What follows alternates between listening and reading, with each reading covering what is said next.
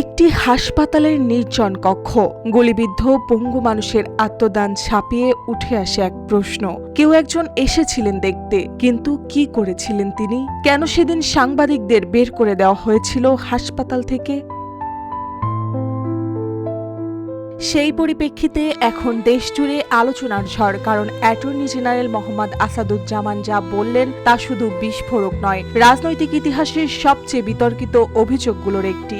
মৌলভীবাজারের এক অনুষ্ঠান মঞ্চে দাঁড়িয়ে অ্যাটর্নি জেনারেল বলেন, জুলাই বিপ্লবে পাখির মতো মানুষকে হত্যা করা হয়েছে। যারা বেঁচে গিয়েছিলেন, পঙ্গু হাসপাতালে ভর্তি ছিলেন, তাদের দেখতে গিয়েছিলেন শেখ হাসিনা, কিন্তু সেখানে গিয়ে মিডিয়াকে সরিয়ে দিয়ে তিনি গুলিবিদ্ধদের গায়ে থুতু ছিটিয়ে দেন।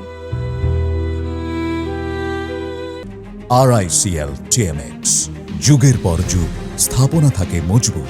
তিনি আরো বলেন, চিকিৎসক ও নার্সদের নির্দেশ দেওয়া হয় যেন আহতরা চিকিৎসা না পায়, যেন তাদের আত্মনাদ চাপা পড়ে যায়। আমরা বিচার বিভাগকে এমন এক ভয়ঙ্কর অধ্যায় থেকে টেনে এনেছি যেখানে রাষ্ট্র মানুষকে ফেলে রেখেছিল বিচার বিচ্ছিন্ন করে।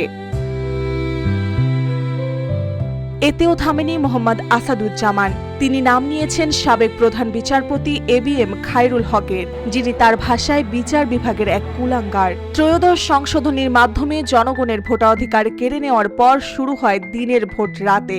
বিচারহীনতার সংস্কৃতির সূচনা ঘটে তার হাত ধরে। অ্যাটর্নি জেনারেল স্পষ্ট করে বলেন, জুলাই গণহত্যার বিচার হবে আন্তর্জাতিক অপরাধ ট্রাইব্যুনালের আদলে। তিনি জানিয়েছেন, সেই বিচারিক প্রক্রিয়ায় ডাক্তার, নার্স ও প্রত্যক্ষদর্শী আহতদের সাক্ষ্য নেওয়া হচ্ছে, যাতে শহীদদের আত্মত্যাগ যেন কোনোভাবেই অবমানিত না হয়।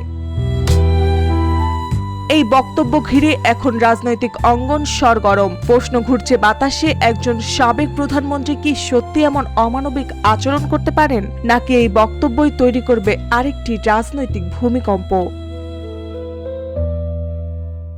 মার্জিয়া মৌ, রূপালী বাংলাদেশ।